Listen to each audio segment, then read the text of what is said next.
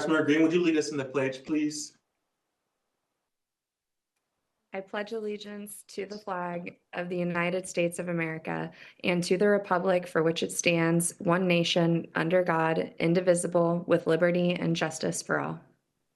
Thank you, Councilmember. Council is pleased and appreciative to have Pastor Dale Tucker, the senior pastor of Tri-Stone Missionary Baptist Church, to join us and pray with us and welcome us into this new year. Pastor, welcome to council. Thank you, President Hardin, President Pro Tem Rob Dorans, to the entire council. Happy New Year. Let us pray. God, we're so grateful and thankful for this day. We come in this moment to say we have a whole lot to be thankful for. We thank you for the new year. We thank you for leadership of this great city of Columbus. We pray for your guidance, your direction. You said in all our ways acknowledge you, and you will direct our path. So we come now seeking your agenda, that we may move this great city forward and make an impact not only in this state, but in the country, however we can. Bless every leader and their decision as we continue to seek to make this city great. In your name and for your honor, amen. Amen. Thank you, Pastor. Clerk, please call the roll. Bankston, Barosa de Padilla, de Alcoward, Dorans, Green, Remy White, President Hardin.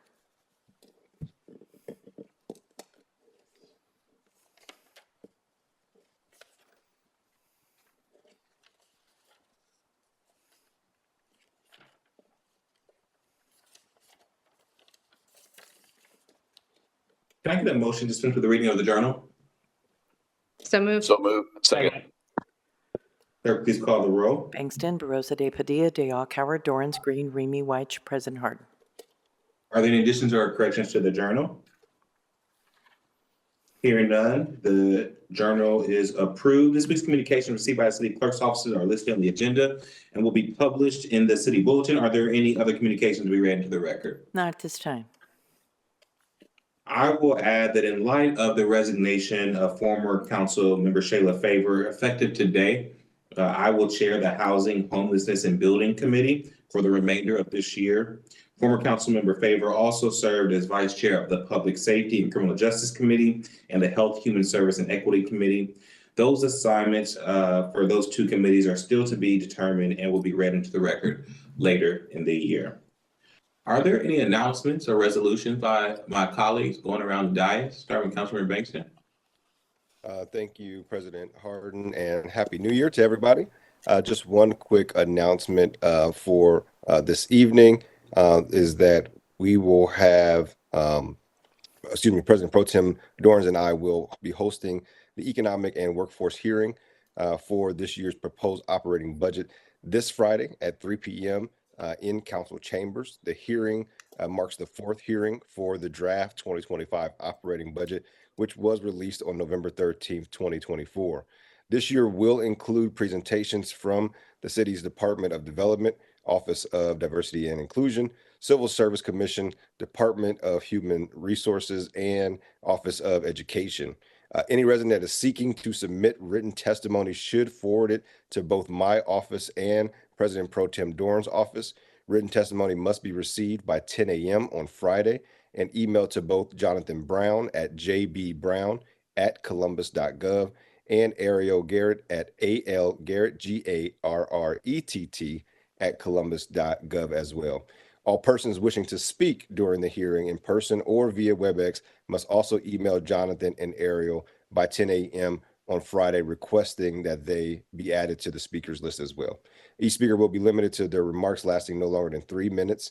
The meeting will be live streamed, on the city's YouTube channels as well as Facebook page. That's all I have for this evening, Council President. Look forward to folks' engagement throughout this budget process. Thank you, Councilmember. Councilmember Barosa de Padilla. Good evening, everyone. As you can see, since we are here virtually, the city of Columbus was under a level 2 snow emergency. I want to first thank all of our snow warriors. So we have had over or roughly 100 trucks out on the roads today. That's all of our snow warriors. That also includes our auxiliary staff. So those are other city employees who have been trained, who are also out on the roads clearing out roadways, along with contractors as well, who have been working around the clock to clear our roadways, to make things, the roads safer for all of our residents, our friends, and our neighbors to get to the places where they needed to go. Our kids got an extra vacation day today, and I hope that they enjoyed it. It looks like we will be back to business tomorrow, but just a couple reminders for folks that as we continue through the snow event, while the snow is done, it looks like we are going to have extreme temperatures throughout the week. So we still will be treating our roadways to ensure the safety of all. So just reminders to folks that while our plows are out there, please make sure that you keep a good distance between you and the plow. Please don't try to pass the plow. It's difficult for them to make sudden movements in those big machines. So make sure that you give yourself plenty of room.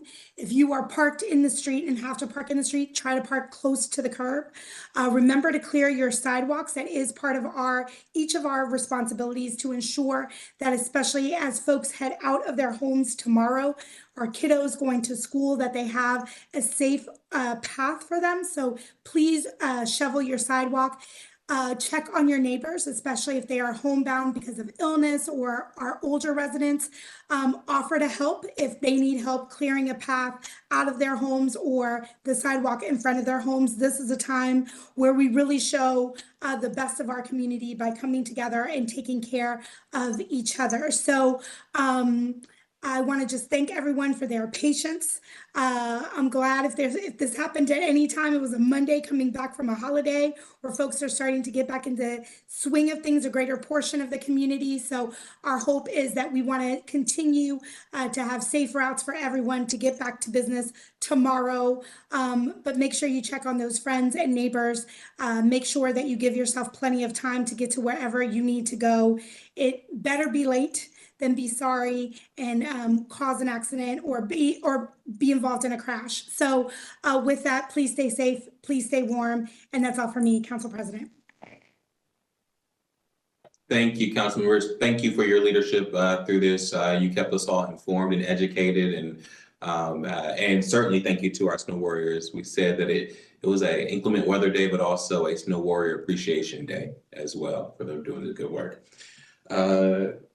Chris Pro Tem, or Councilmember Day Alcar. It's kind of hard to go around a virtual dais. Yeah, it is hard to see who's up. Thank you, Council President. Wishing everyone a happy new year. Nice snowy way to start everything off. First, I have our Recreation and Parks Department inviting everyone to join us for the ribbon cutting ceremony for the opening of the Fran Ryan Center on Wednesday morning, 10 a.m. at 865 East Capitol Street. And then coming up later this month, we have Martin Luther King Jr. Day. And it's a great opportunity for the community to come together and renew our steadfast commitment to social justice and equity. And we invite you all to join us for our annual MLK Jr. March and program that will take place on January 20th at the Lincoln Theater. The march kicks off at 3:30 p.m. And then heads inside for the main program at 5 p.m. We hope residents are able to join us. You don't have to do both. If you want to skip the march, you can just show up for the program. But please come and join us to honor the legacy and work of one of the most influential activists and leaders in American history. And so that is all for me, Council President. Thank you, Councilmember. Chris Pro Tem. Nothing for me, thanks. Councilmember White. Nothing for me, thank you. Okay. Councilmember Green.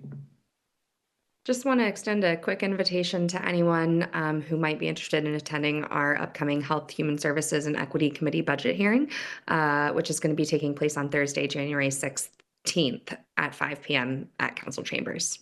And that's all for me. Thank you, Councilmember. Councilmember Reedy. Just want to wish everybody a happy new year and be safe out there. Thank you. Thank you, Councilmember. First, as one of my first acts as chair of the Housing Committee, we will also have a public hearing on the 17th, the 21st of January at Council Chambers, and we'll get that information out.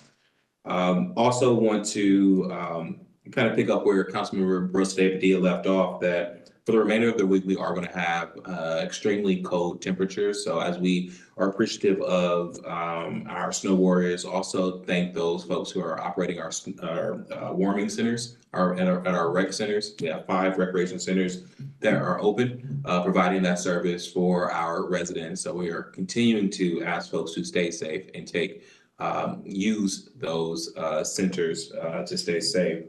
But before we move on, I'd like to take a moment to recognize the passing of a true icon in our community, and Senator Ben Espy. As many of you know, Senator Espy was a towering figure in our city, whether on the football field or the Senate floor or in this very chamber. Espy was a force to be reckoned with. He was not only a friend, but a mentor to a lot of our community. I know he will be deeply missed, not only in this community, but across the state of Ohio. My thoughts are with his family as they prepare to lay this giant to rest. If none of my colleagues have any other remarks, I'd like to hold for a moment of silence for Councilmember Senator Ben Espy.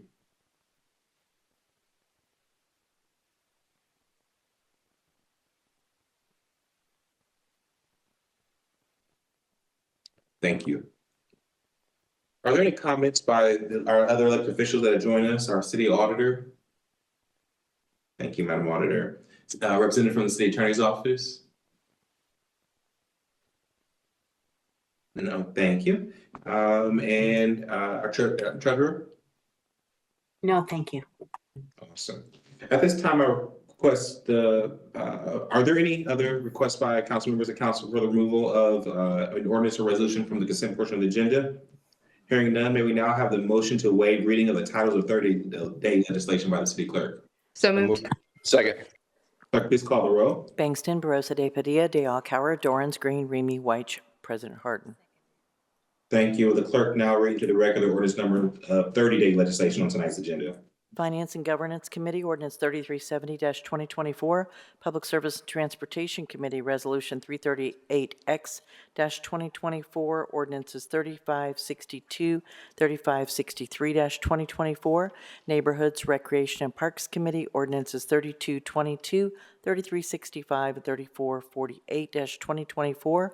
Public Utilities and Sustainability Committee, Ordinance 3409-2024. Zoning Committee, Ordinances 4-2025, 3589-2024, and variances, we have Ordinance 5-2025 and Ordinance 3590-2024. Thank you, Madam Clerk. The following ordinances appear on our agenda as consent action. Will the clerk now read those into the record? Resolutions of expression 1X, 2X, 3, 4, 5, and 5X-2025. Finance and Governance Committee, Ordinances. Madam Clerk, I can't hear you. I don't know if others can hear you. Okay, we'll see if we can There we address go. that. Is that better? There we go. Okay, Yes, ma'am. resolutions of expression 1, 2, 3, 4, and 5X-2025. Finance and Governance Committee, Ordinances 3431, 3568-2024. Public Service and Transportation Committee, Ordinances 3411, 3541, 3561-2024, and Ordinance 1-2025. Neighborhoods, Recreation and Parks Committee, Ordinance 3447-2024. Workforce, Education and Labor Committee, Ordinance 3388-2024. Health, Human Services and Equity Committee, Ordinances 3083, 3539, and 3542-2024. Thank you, Madam Clerk. Seeing no speakers on the consent portion of the agenda, and if there are no questions or comments from my colleagues, may I have a motion to approve these items designated as consent? So moved. Second. Clerk, please call the roll by Thanks. voice.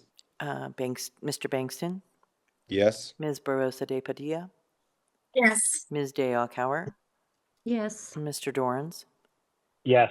Ms. Green, Yes. Mr. Remy, Yes. Mr. White, Yes. President Harden. Yes, or consent agenda is passed. We'll now proceed with the second reading of 30-day postponement emergency legislation. The first committee to come before council is the Public Service and Transportation Committee, chaired by Councilmember Rosa De Padilla. Councilmember, the floor is yours. I have one ordinance on second reading today. I did forget one thank you that I would be remiss if I did not express, and that is a thank you to CODA for going fare free today with a level 2 snow emergency. Just a reminder to folks that that is always the case when there's a level 2 snow emergency. It's a better, safer, more efficient way to get around. Okay, I said my piece. Moving on to the ordinance. Our ordinance is 3529-2024 to amend the 2024 capital improvement budget to authorize the director of the Department of Public Services to pay utility relocation costs to various utilities for the arterial street rehabilitation East Broad Street project, to authorize the expenditure of up to $1,311,700.25 for utility relocations for this project from the Streets and Highways Bond Fund, and to declare an emergency. This legislation authorizes payment for utility relocation work by American Electric Power, AT&T, Spectrum, Windstream, TC Energy, and other utilities. In the course of effecting roadway improvements, it is sometimes necessary to relocate utilities from privately held easements or place overhead utilities underground to promote public health, safety, and welfare. It is necessary to move utilities to complete this project. This project consists of the widening of approximately 1 mile of East Broad Street from the east of I-270 to the west of Bryce Road. This includes additions and improvements to sidewalks, lighting, stormwater drainage systems, signal and interconnect systems, and retaining walls. Additional improvements include a shared use path along East Broad Street, Taylor Station Road, and McNaughton Road. I want to pause here for just a second, Council President, to allow Director Scacco to speak on this ordinance. And I'm highlighting this because in the past, we had some questions around a roadway project along McNaughton Road and some of the concerns that residents have about a development that was going into that road and how it would affect traffic. And so this ordinance directly speaks to some of the improvements along McNaughton. So I want to give the floor over to Director Scacco to give a little bit more context. Director, the floor is yours. Good evening, Council President Harden, Chair Barosa de Padilla, members of council. Yes, this is our larger East Broad Street widening project to accommodate all the additional traffic that's popped up out on East Broad Street over the years. And so this project, the utility relocation, in order to be able to widen the roadway, needed to, we needed to relocate those utilities. So that's what this ordinance is the cost that it is taking to relocate those utilities. Director, so we're clear, part of the relocation of those utilities will then give us the ability to install the shared use path, et cetera, and make those improvements along, especially a road like McNaughton, where because of the placement of those utilities made it difficult to make those roadway improvements before, correct? That's correct. So, the major project is on East Broad Street, but McNaughton does tee into East Broad Street. And so we are making some small changes there at McNaughton at the intersection to add the shared use path, a certain, ways down East or McNaughton, and to, do those utility relocations along there as well. Which will also, sorry. And this will also alleviate some of the traffic concerns on East Broad Street, given the feedback that we've heard from the public, correct? It does allow for the widening of the turn lanes. Great. Do my colleagues have any additional questions or comments? Great, thank you, Director. Seeing none, I move for passage. Second. Clerk, please call the roll. Bangston, Barosa de Padilla, De Alcauer, Dorans, Green, Remy White, President Harden. Passed. Thank you, Council President. That's all I have in my committees this evening. Thank you, Madam Chair. Next committee to come before council is the Neighborhoods, Recreation, and Park Committee, chaired by Councilmember Day Alcar. Councilmember, the floor is yours.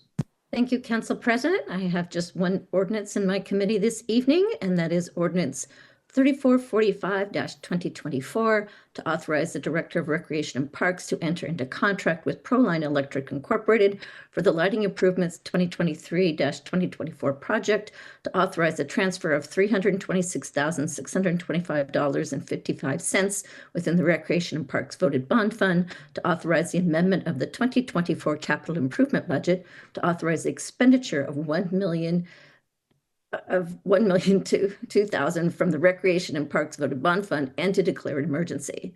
This project is a continuation of the Columbus Recreation and Park Department's annual efforts to add safety and security lighting throughout our facilities in order to improve the effectiveness of existing lighting.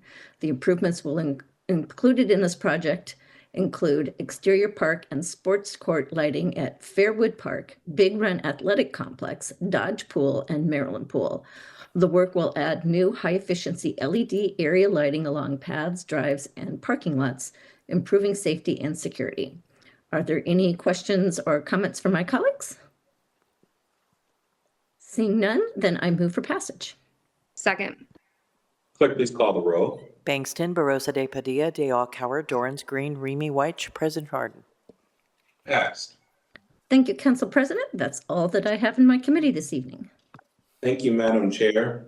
Next committee to come before council is the Public Safety and Criminal Justice Committee. The committee is chaired by Councilmember Remy. Councilmember, the floor is yours. Thank you very much, Council President. Tonight, I have 3 ordinances that are all settlements presented to us by the City Attorney's Office to take up consideration. These are fiscally responsible settlements in lieu of going to trial. And so I will go ahead and read each of the ordinances and allow different parties to expound on the reasonings why they're before us this evening. The first ordinance is 3280-2024 to authorize and direct the city attorney to settle all claims with Allison Mead related to 3 employment discrimination charges filed with the Ohio Civil Rights Commission and the Equal Employment Opportunities Commission, to authorize the expenditure of $65,000.00 in settlement of the administrative charges, to authorize the transfer of said funds from the citywide account into the Department of Public Safety's general fund, and to declare an emergency. I'm going to ask Chief Counsel Laura Baker Morrish from the City Attorney's Office to briefly share more information on this settlement. City Chief Counsel. Thank you, Chair Remy. Ms. Mead is currently employed in the K-9 unit of the Division of Fire as an arson dog handler. On or around October of 2022, an internal complaint was filed against Ms. Mead with the city's Equal Employment Office, alleging that she was creating a hostile work environment. The subsequent investigation revealed that although there was not a preponderance of evidence to support a finding that any employee had violated city policies or the central work rules, the evidence did suggest that there was a culture of retaliatory behavior within the K-9 unit against Ms. Mead. Ms. Mead thereafter duly filed an administrative charge with the Ohio Civil Rights Commission and the Equal Employment Opportunities Commission, alleging sexual harassment, sex discrimination, and retaliation. At the time of these filings, Ms. Mead already had 2 other pending charges before the commissions. The first related to an allegation of an altercation between Ms. Mead and a superior officer. On this charge, the EEO did not find a violation of city policies or the central work rules to have occurred. The second charge related to an incident when Ms. Mead's personnel file had been released during a public records request, allegedly without being properly redacted. After evaluating all of the claims and the risks of litigation against the City of Columbus during the course of negotiations, a settlement in the amount of $65,000 was deemed acceptable by the Department of Public Safety. The department further agreed to allow Ms. Mead to adopt her assigned K-9 upon her future separation from the Division of Fire in accordance with existing city policy. While the city denies any responsibility, wrongdoing, or liability, the settlement will resolve the 3 charges pending before the OCRC and EEOC and will release the City of Columbus and its employees from any potential liability related to any claim. Any claim Ms. Mead has or may have against the city as of September 26, 2024. For these reasons, the City Attorney's Office is asking Council to consider this settlement to resolve all of these pending charges in the amount previously stated of $65,000. Thank you very much, Chief Counsel. Now I'm going to go ahead and ask Deputy Director George Speaks from the Department of Public Safety to speak to what changes the department has made in light of this proposed settlement. Thank you, Chairman Remy. First, let me say that this department takes such allegations incredibly seriously. We have a full-time assistant director of EEOC compliance. They do nothing but train our department and investigate. And in fact, they performed a very thorough investigation here consisting of 17 interviews, reviewing hundreds of pages of documents, and crafting a 66-page report. As our chief counsel has stated, there was a culture of retaliatory behavior within the K-9 unit. In consultation with the director's office, numerous recommendations were made to stop such action in the future, to keep it from happening. And Chief Happ has done a great job of implementing a number of recommendations to keep something like this from happening again. I'll ask Chief Happ in a moment to cover these policy changes.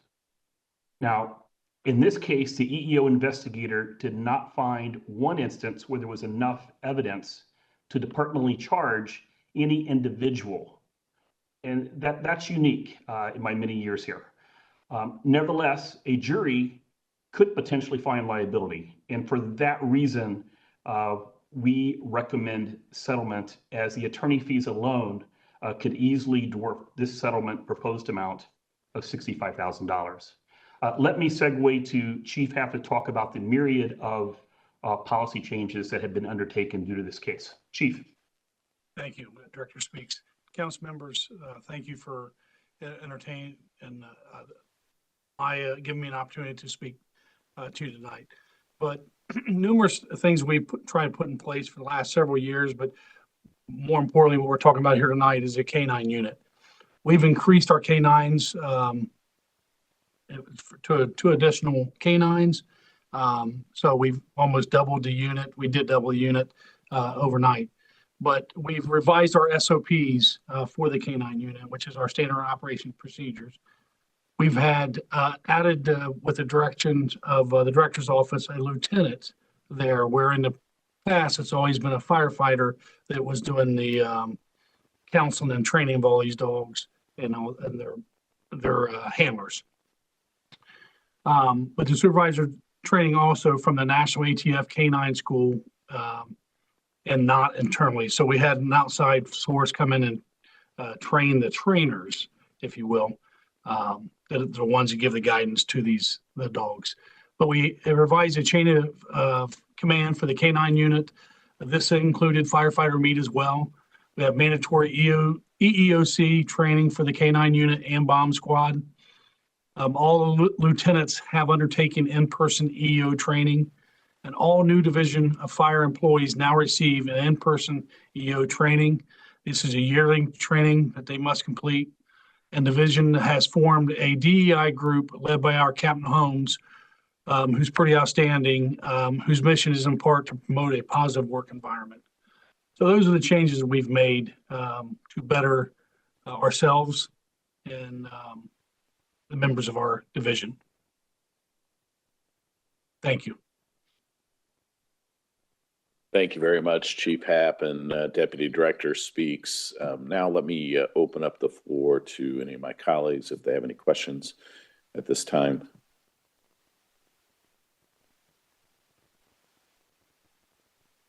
Seeing none, I move for passage. Second. Clerk, please call the roll. Bangston, Barosa de Padilla, de Alcara, Dorans, Green, Remy, White, President Harden. Passed. Next, I have ordinance 3337, 2024, to authorize and direct the city attorney to settle the lawsuit known as Shirley Smith et al. Versus Eric Pugh et al., case number 23CV5544, pending in the Franklin County Court of Common Pleas, to authorize the expenditure of the sum of $45,000.00 from the general fund in settlement of this lawsuit and to declare an emergency. I'm going to once again ask Chief Counsel Laura Baker Morrish from the City Attorney's Office to briefly share more information on this settlement. Thank you, Chair Remy. On September 3rd, 2021, a collision occurred between a City of Columbus refuse truck and a vehicle driven by Ms. Shirley Smith. The city vehicle approached an offset intersection, properly stopped at the stop sign, rolled forward, and began to turn to continue on the offset path. Ms. Smith did not have a stop sign at the intersection and was driving at the posted 25-mile-per-hour speed limit. The vehicle subsequently collided head-on with the city vehicle found to be in the wrong lane of travel. The city vehicle driver told the responding police officer that he had been consulting his Route Smart device and didn't realize that he was rolling forward when the collision occurred. The city vehicle driver also said that his view of the intersecting traffic was obstructed by a tree and thus he did not see Ms. Smith's car. The city refuse truck driver was issued a ticket for using the internet while driving and admitted fault for the violation by paying his ticket. The collision caused the plaintiff, Ms. Smith, to suffer injuries and required her to have physical therapy. Plaintiffs Shirley and Melvin Smith filed a lawsuit in the Franklin County Court of Common Pleas, naming the refuse vehicle driver and the City of Columbus as defendants. Plaintiffs alleged negligence on the part of the city employee, resulting in personal injury to Ms. Smith and loss of companionship to Mr. Smith. After evaluating the claims and the risks of litigation against the City of Columbus, a settlement of all claims totaling an amount of $45,000 was deemed acceptable by the Department of Public Service as being in the best interest of the city. The settlement will release the City of Columbus and its employees from any and all claims arising out of the September 3rd, 2021 collision. For this reason, the City Attorney's Office is recommending passage by council to authorize the settlement as proposed. Thank you very much, Chief Counsel. Are there any questions or comments from my colleagues on this particular ordinance? Seeing none, I move for passage. Second. Second. Please call the roll. Bangston, Barosa de Padilla, de Alcala, Dorans Green, Remy White, President Harden. Pass. And finally, I have ordinance 3419, 2024 to authorize and direct the city attorney to settle all claims with Breon Shell, to authorize the Board of Health to expend $60,000.00 in settlement of the claims, to authorize a transfer from the general fund to the Health Special Revenue Fund, to authorize an increase of appropriation within the Health Special Revenue Fund, to provide for the settlement of all claims with Breon Shell, and to declare an emergency. Once again, I'll ask Chief Counsel Laura Baker Morrish from the City Attorney's Office to share more information on this settlement. Thank you again, Chair Remy. Michelle was employed as a Management Analyst 2 with the Columbus Public Health from February 13th, 2023 through January 3rd, 2024. On April 4th of 2024, Michelle submitted a demand letter to the City Attorney's Office alleging that she had been subjected to sex discrimination and a hostile work environment throughout her employment with Columbus Public Health. Michelle made various factual allegations in support of her claims, including but not limited to allegations that she was subjected to comments regarding her attractiveness and weight, conversations that included inappropriate and/or sexual overtones and jokes, and negative sex stereotyping, and she was criticized for being, quote, too direct, end quote. Michelle has also alleged that she was terminated in retaliation after she raised these concerns to her supervisors. After evaluating the claims and the risks of litigation against the City of Columbus during the course of negotiations, a settlement of all claims totaling an amount of $60,000 was deemed acceptable by Columbus Public Health. While the city denies any responsibility, wrongdoing, or liability, the settlement will release the City of Columbus and its employees from any potential liability related to any claim Michelle has or may have against the city. For these reasons, the City Attorney's Office is recommending passage, approving this particular settlement. Thank you very much. I'm now going to ask the Assistant Health Commissioner, Anita Clark, to speak on this settlement. Thank you, Chair Remy. I want to first say that, CPH values all of our employees and takes these allegations of workforce or workplace harassment very seriously. We are committed to a positive and safe workplace for all our employees. And our steps here are to continue to complete the annual sexual harassment training. And then we're going to emphasize the importance and the value of this continued training, as well as working with our city HR to see about improving the sexual harassment training moving forward. Columbus Public Health agrees with the City Attorney's Office regarding the recommendations to enter into a settlement agreement. Happy to answer any further questions.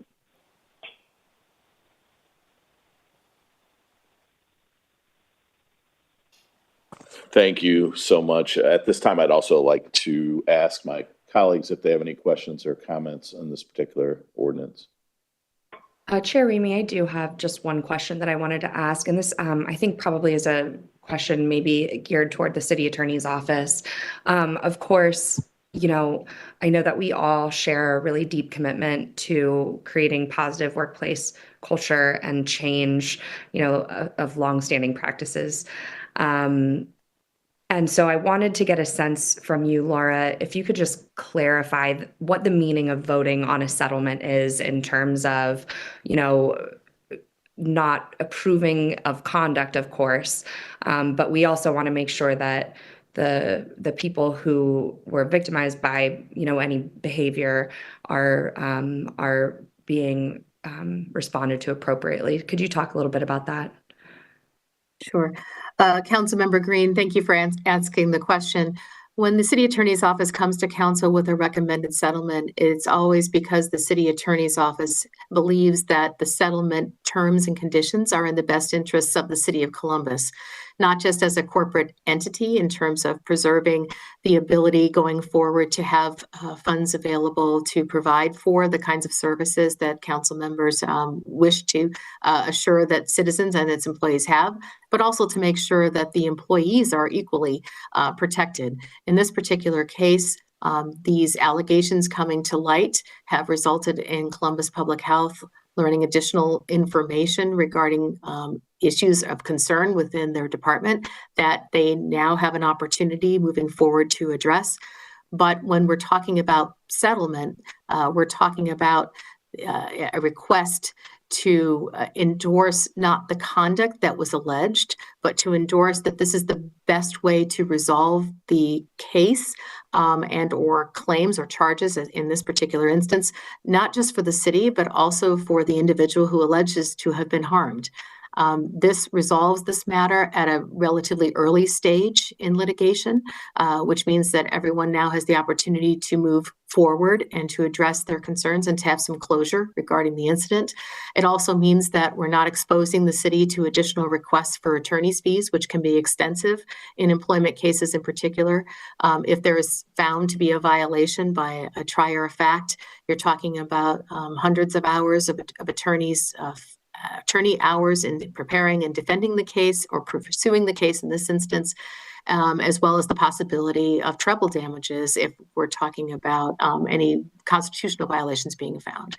So we have to weigh the serious nature of the concerns against also the duty to protect the public purse and to also assure that the individual employee who alleges that they have been harmed doesn't have to continue to feel that this case drags on for a period of time. For all those reasons, the city attorney's office would recommend the settlement in this matter.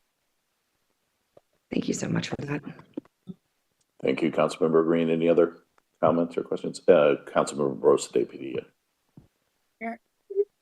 I just wanted to make a comment, I think, to the point that Councilmember Green was making. I think that the decision before us today is around what is in the best interest of these particular situations. And while we're talking about the resettlements today, and whenever we talk about settlements, it's difficult because there is a human aspect to which we want to show care. And it is our inclination, both as human beings, as leaders of the city, to show that care. And so I think that it's difficult in this setting many times because of the formalities of a council meeting to have some of the conversations that I think the public sometimes wonders about. And at this moment, we are making a decision about a settlement that is both, it is within our duty to think about the resources that we have as a city, but it is certainly within our duties to care for our people. And so perhaps the lack of conversation, what might give folks the inclination that we are not doing that. I think what we are deciding on today is what we are doing with our resources, with the understanding that it is certainly within our preview and certainly our intention to continue to ensure that the city of Columbus is a place where there is dignity and respect and a sense of belonging for every single one of our employees. And so I think it is, I don't want to speak for all of my council members, all of my colleagues, but I certainly want to speak for myself when we are thinking about these decisions, that there is a piece to this that is the very formal piece, but the human aspect of what we are talking about is not lost. Certainly not on myself, and I don't think it's lost on my colleagues either. And I think that's just worth stating, especially in an evening where we are in a succession of talking about things that does not always feel good, and certainly does not feel good for folks who may be watching this at home, or if we were in public sitting in council chambers. Thank you. If I could speak. Councilmember Diakau. Yeah. Sharing my fellow female colleagues' concerns on this issue, I just want the public to know that we're just settling a case, but we're not done with this matter. We are going to be following up and making sure that things like this don't happen, that the changes the health department has mentioned, we're going to follow up to make sure those things happen. We're not just, this isn't a one and done, we're moving on. I want the public to know that we take this very seriously, and we will make sure that policies and procedures are improved so we never have a case like this again.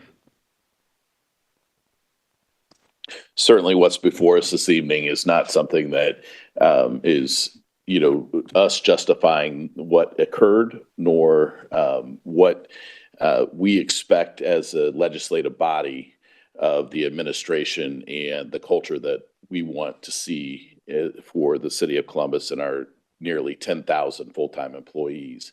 So, this is the most fiscally responsible thing to do in relation to the parties involved. Obviously, it takes both to agree to these types of settlements.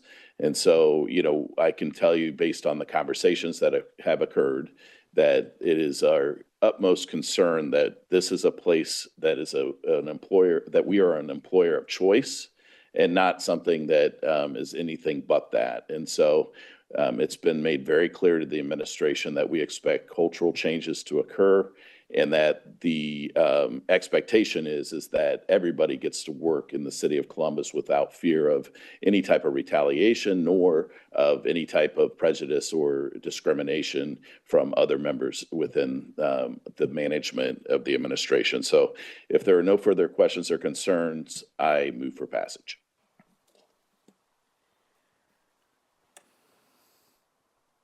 Second. Second. Clerk, please call the roll. Bangston, Barosa de Padilla, Dale Coward, Dorans Green, Remy White, President Harden. Pass. Thank you, Council President. That is all I have in public safety and criminal justice this evening. Thank you, Mr. Chair. Directors and other administration officials are welcome to be excused from the meeting at this time.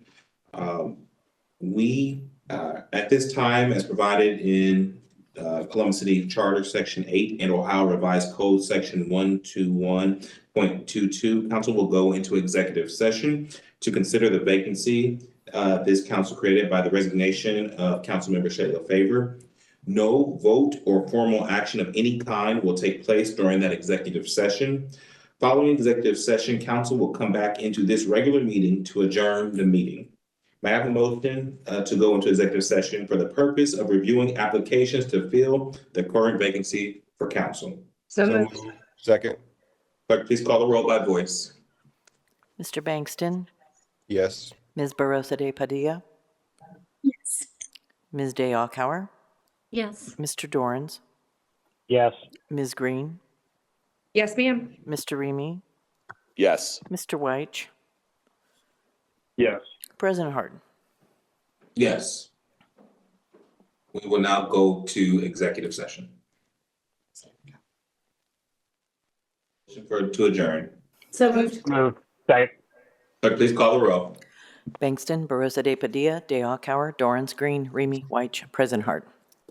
Meeting is adjourned. Have a great evening, everyone.